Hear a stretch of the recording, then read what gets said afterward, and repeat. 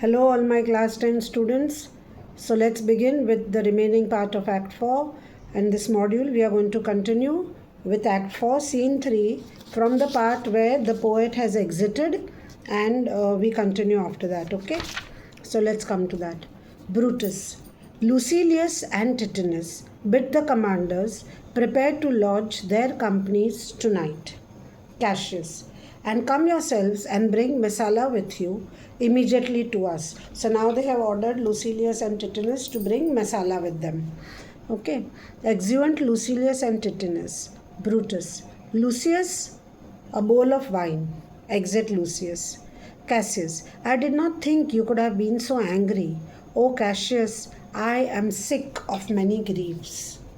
Of your philosophy you make no use if you give place to accidental evils. Now he's talking about the Stoic philosophy, that in your philosophy you make no use if you give place to accidental evils. Brutus. No man bears sorrow better. So he's saying I am a true Stoic because only I can bear the sorrow that I am bearing. And now he tells his sorrow to Cassius. Portia is dead. You will remember that Portia is Brutus's wife and she is dead. Ha! Portia? She is dead. How escaped I killing when I crossed you so? Means how did I escape that you did not kill me when I made you so angry? Oh, insupportable and touching loss. Upon what sickness? How did Portia die? Cassius wants to know. Brutus tells him, impatience of my absence and grief that young Octavius with Mark Antony have made themselves so strong, for with her death that tiding came. With this she fell distract. Distract means she lost her balance of mind. And her attendants absent, and when her attendants were not there present with her, she swallowed fire and died so, even so. O ye immortal gods, Cassius is saying. Now I'll explain this to you, that how did Portia die. The reasons are given to us by Brutus, that when Portia herself was a Stoic and she was a Cato's daughter. You will remember we have done that in Act 2, that she was Cato's daughter and Cato was a Stoic. So the reasons that Brutus is giving is that first of all she was unable to endure his absence. Because Brutus was absent for so long, Portia was unable to endure that absence of Brutus. Second thing, that she had collected her army of her own because she came to know that Mark Antony and Octavius were getting very strong. So she had collected her own army, but she came to know that Mark Antony and Octavius were getting very strong, and she was very hurt about it. And at the same time, she lost her mental balance in that sense of the term, and she when her attendants were not present, she swallowed fire. She swallowed fire means she swallowed burning coal. Okay. Do you want to take it down? Please take it down. The reasons for Portia's death as given by Brutus. First one, she was unable to endure his absence. She was unable to endure his absence. She had raised a large army, but grieved that Octavius and Mark Antony had become so strong. And the third point is, she swallowed some burning coals. When her attendants were absent, she swallowed some burning coal and choked herself to death. So that is how Portia died. Enter Lucius with wine and tapers. Brutus, speak no more of her. Give me a bowl of wine, and in this I bury all unkindness. Cassius. And he drinks. My heart is thirsty for that noble pledge. Fill, Lucius, till the wine overswells the cup. I cannot drink too much of Brutus's love. So he is saying that fill my cup so much that it's as if Brutus's love is overflowing for me, and I'll also drink that much. Come in, Titinus. Exit Lucius. Enter Titinus and Messala. So now Titinus has brought Messala as had been ordered by Brutus and Cassius. So enter Messala. Welcome, good Messala. He is a friend. Okay. Now sit we close about this taper here and call in question our necessities. So let us sit together around this candle which is burning and let us decide what we are supposed to do. Cassius is still in that daze and he says, Portia, thou art gone. Brutus, no more, I pray you. Messiah. So he is telling Cassius that please control yourself because your grief, if you grieve so much, even I will be giving in to grief. So no more, I pray you.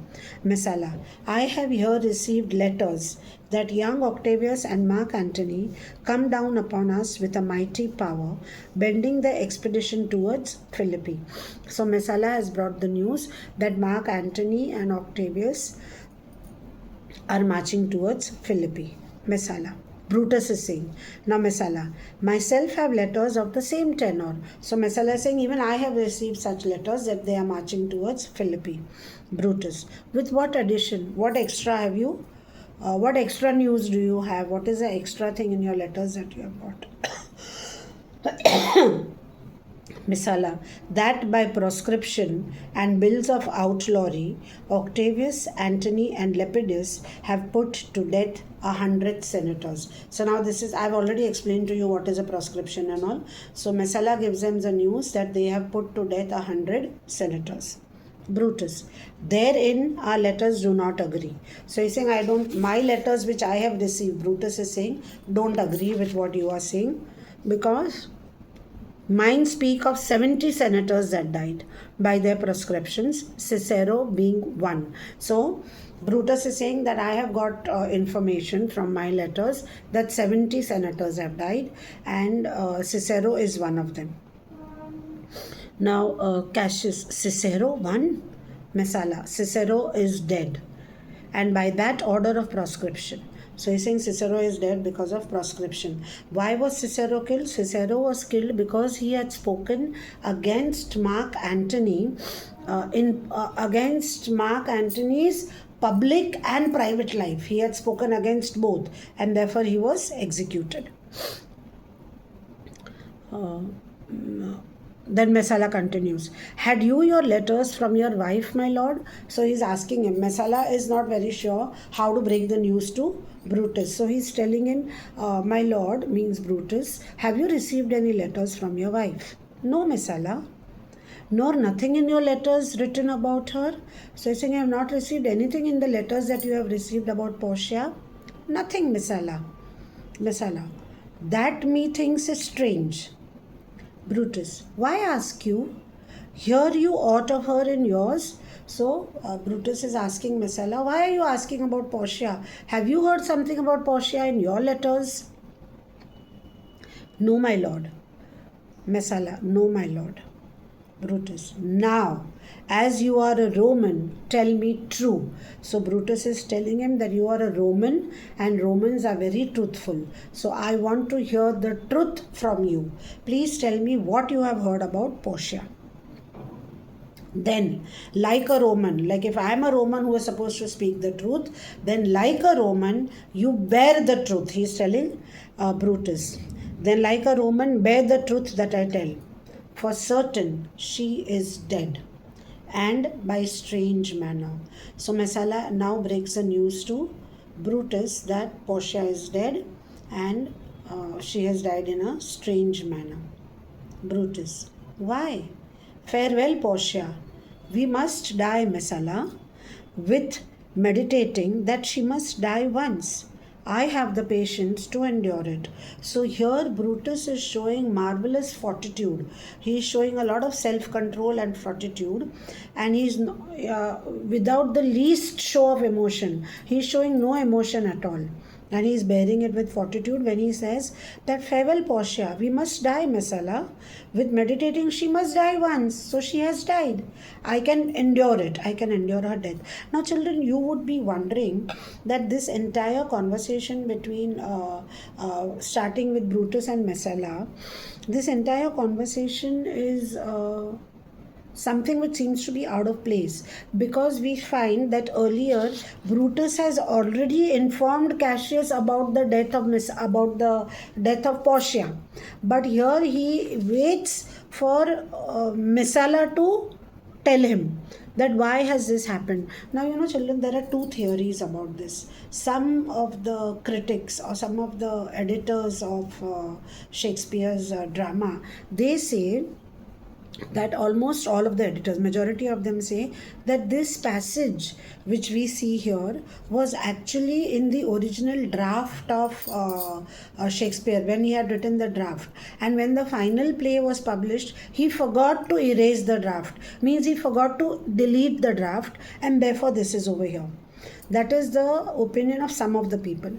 While some of the editors say that no, this has been introduced by Shakespeare on purpose over here, and he wants to show how a Stoic, how Brutus, who is such a great man, how he is an actor. The actor who is playing the role of Brutus has to show that how he is bearing his loss privately and in public also. So that is what they want to show, and therefore Shakespeare has introduced this thing. So actually, even though he is very sad and he is grieving about the loss of Portia, who was Cato's daughter, and she was a Stoic, and Cato was also a Stoic, and Brutus is also a Stoic. So in privacy, he is opening his heart to Cassius, and he is telling him that I'm grieving over the loss of my wife, and he knows the cause and everything. But when Messala tells him that, because when he's talking to Messala, he's in public. Messala is a lieutenant. Okay, so in public, how Brutus conducts himself, and he shows his stoicism over there when he tells that we all die. So, okay, I will endure the loss of Portia. So, he is putting Stoic philosophy into action. So, there are these two different views about this paragraph, about this conversation over here. I hope you all have understood. Messala, even so, great losses should endure. So see, Messala is praising Brutus. Cassius, I have as much of this in art as you. Means I know a lot about Stoic philosophy, but yet my nature cannot bear. Means I am not the person who will be able to endure this kind of loss. Even Cassius is praising Brutus in front of Messala. Brutus, well, to our work alive. What do you think of marching to Philippi presently? So he's asking, okay, now let's come back to our work. And what do you all think? Should we march to Philippi or no? So he's asking Cassius and Messala. So Cassius, I do not think it is good. Brutus, your reason? So Cassius is now giving a reason as to why he thinks that Cassius is... that his idea is good enough. He's giving a reason to Brutus. Okay. So Cassius, this is it. It is better that the enemy seek us. So shall he waste his means, weary his soldiers, doing himself offence, whilst we, lying still, are full of rest, defence, and nimbleness. Nimbleness is agility, activeness, alertness. We have got all these, because if we wait over here, where are they? At Sardis. So he's saying let's wait over here instead of going to Philippi. And what are the reasons that Cassius has given? That let the enemy come over here. And while the enemy is crossing that path, he will exhaust his food supplies, he will exhaust his means, because his entire legion, the army is going to be moving. So all that he will keep losing. And his soldiers will also get tired.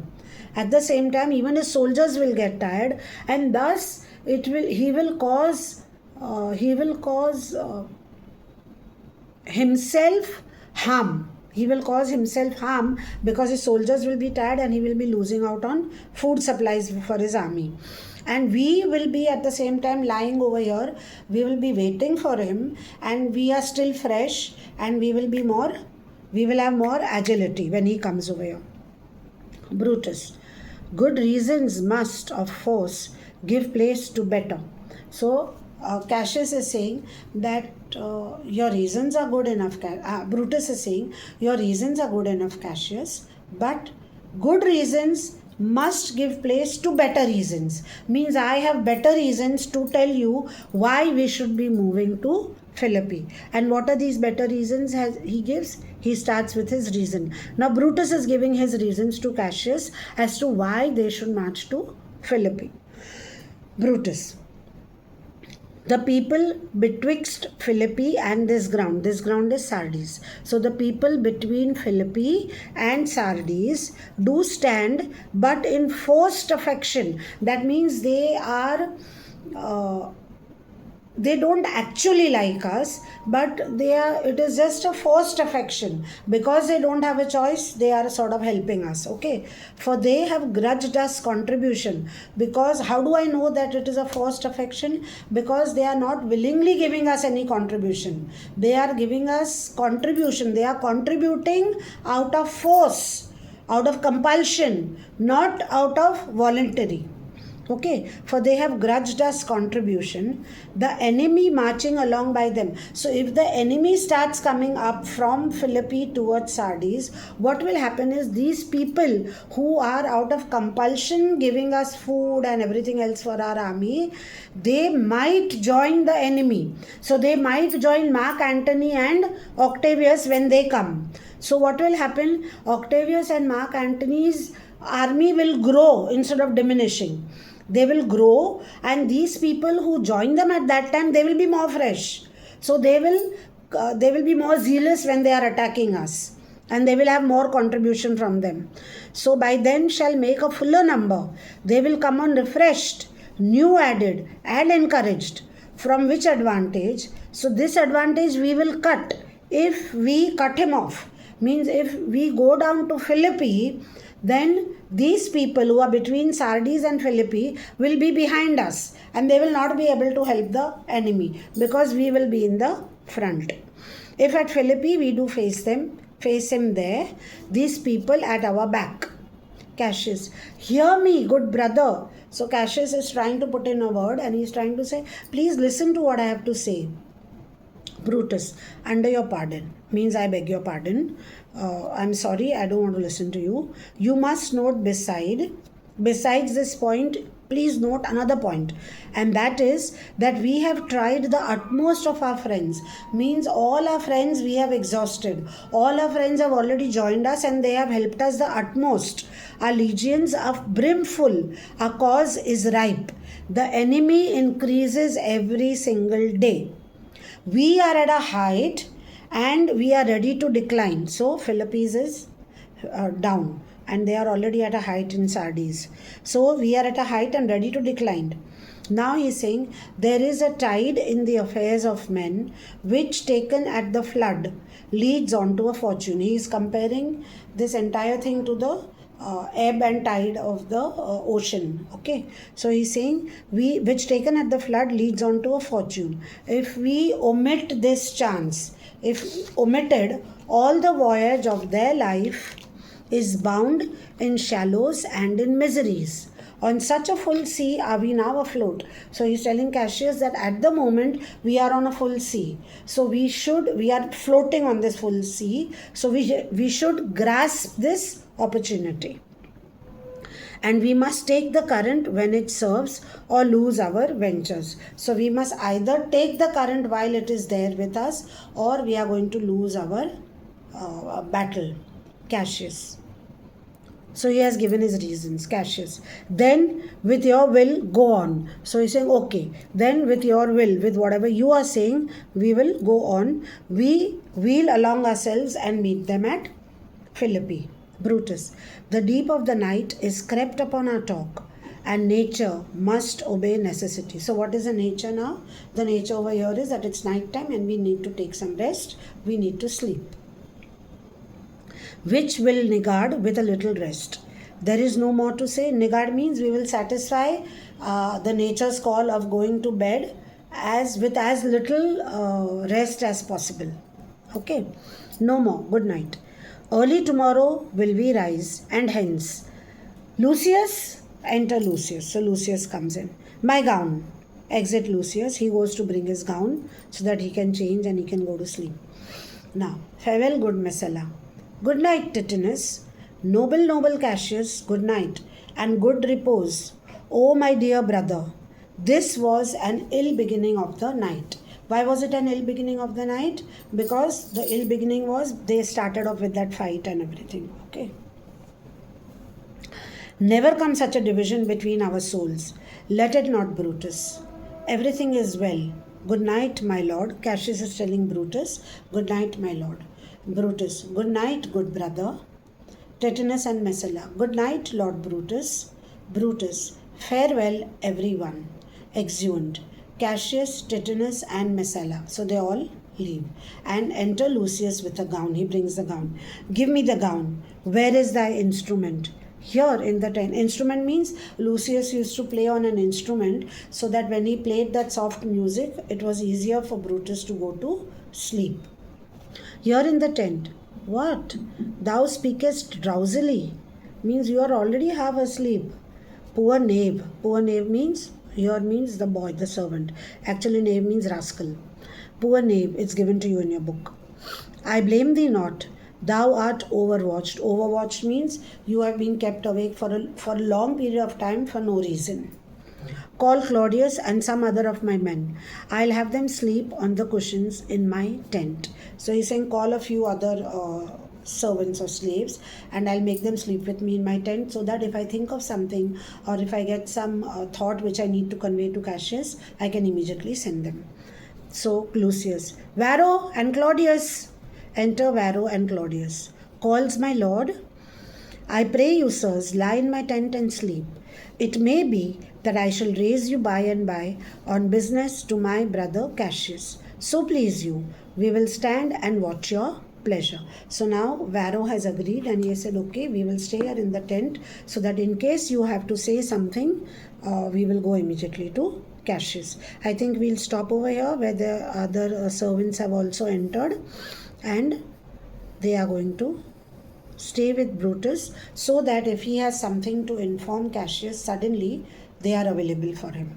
So we'll stop this scene over here. And before I end the scene, there is one thing that I wanted to give you. The reasons for Portia's death I have already given you. But I do want to dictate to you something about this scene where Messala enters after Cassius. Brutus has already spoken to Cassius about Portia's death. I want you to write down both the theories so that you have it ready for your reference in case you are asked such a question. Okay, please write down. This conversation has different views. Which conversation? Between Messala, Brutus and Cassius. Okay, it's given on your page, on page number 104, I think. From line 180 onwards. Okay, till the end of Cassius's thing where he's saying that my nature is not there and I could not have bared it. So that entire piece. Some editors say that these lines in which Brutus pretends to hear of Portia's death. Some editors say that these lines in which Brutus pretends to hear of Portia's death represent an early draft of the incident which Shakespeare forgot to delete.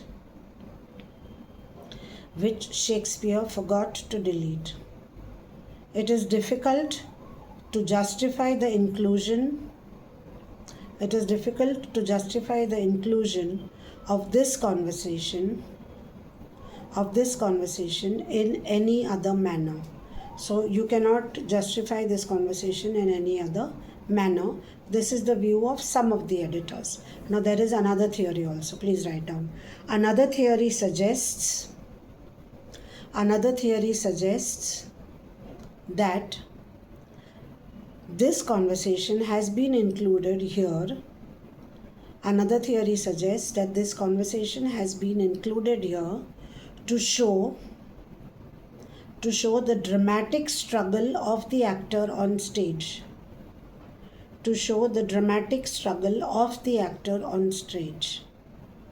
You must remember this is a play and Shakespeare was a playwright. So he has to show the struggle of his actors.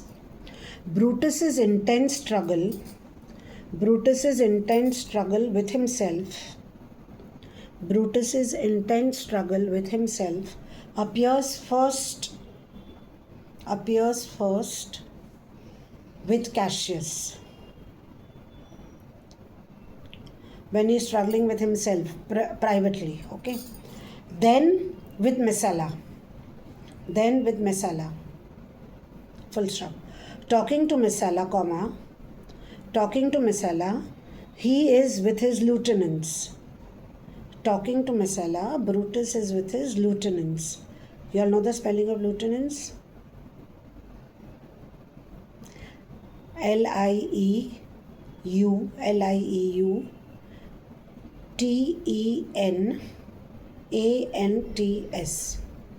So talking to Messala, he is with his lieutenants in public. Hyphen. So he behaves with the required stoic control. Saying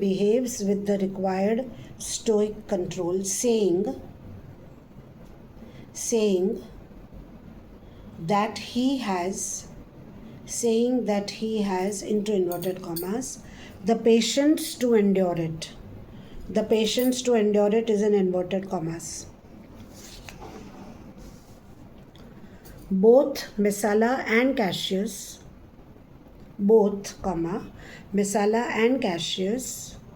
voice their admiration for him. The actor who has to play the part of Brutus, the actor on stage who has to play the part of Brutus, has to portray intense continuing struggle.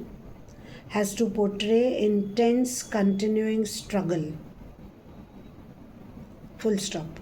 So it is concluded that Shakespeare put these two versions of the incident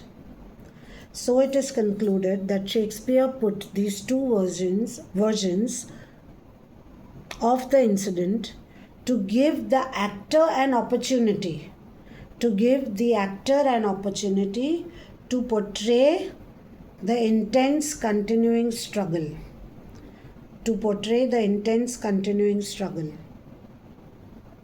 Full stop.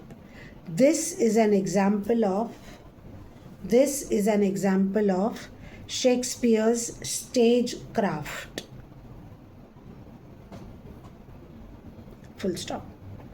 Now I'll just tell you the Stoic philosophy in short. If you want, you can write it down. The founder was Cypriot Zeno, and he opened the first school in 299 BC. The Stoics inculcate temperance and self-denial. They are zealous men of duty. And they are renowned for leading unselfish, virtuous lives. Brutus, Portia, and Cato were all Stoics. Cato was Portia's father. In today's times, we use the word Stoicism to be synonymous with self-control. So this much for the part where we have ended. And before we actually end the lecture, I have got reasons written down for you. Please pause the video and take a screenshot.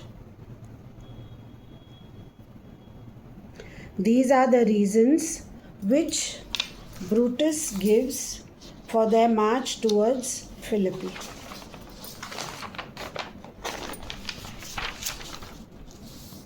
This is the second page.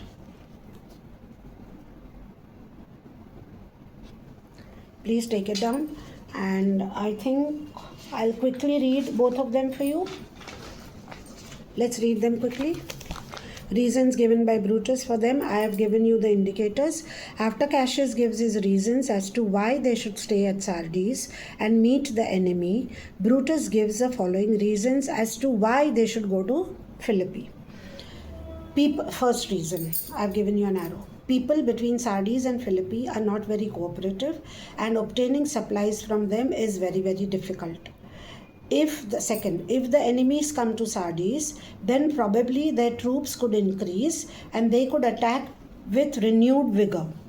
If the Republicans of Rome marched to Philippi, they would surely prevent the enemy from increasing their strength. Brutus says that they have already received all the help that they could have received from their friends. All their plans are matured, and it is the right time to strike, for they cannot remain at the height of prosperity, as there is a risk of losing strength.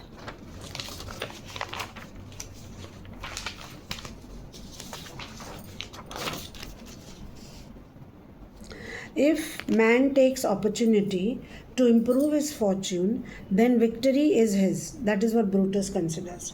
If a man neglects to take the opportunity, neglects to do so, the vessel of his life will always be running in shallow water. Brutus says that they are sailing at the high sea of fortune and must take advantage of it. Brutus is a good philosopher. This is the last point. Brutus is a good philosopher and not fit for public affairs. He thought that the ebb, that means low tide, was the flood. He mistook the ebb to be the flood. He overrules Cassius and makes his last big mistake. This is the last big mistake or error that has been made by Brutus. Cassius, the experienced soldier, is right. However, by adopting Brutus's plan, they play into the hands of the enemy, as we shall see in Act 5. This is Brutus's last big mistake, where they agree to go to Philippi. Okay.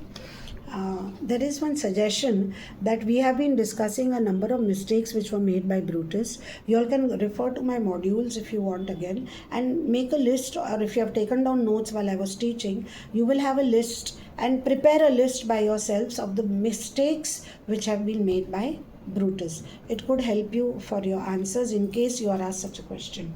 So with that, I come to an end of this module, children, and we'll continue next time. Scene 3 still has a little bit of explanation to be done, but I think in the next lecture we'll finish up with scene 3. So till then, keep studying, do little things, do small parts like what I always tell you, and practice a lot of writing so that you are able to write quickly and your thoughts flow easily when you are attempting your answers. So see you all again next time. And till then, your English facilitator Himangi, wishing you all the best, signing off for today, and all the best. Do study very hard.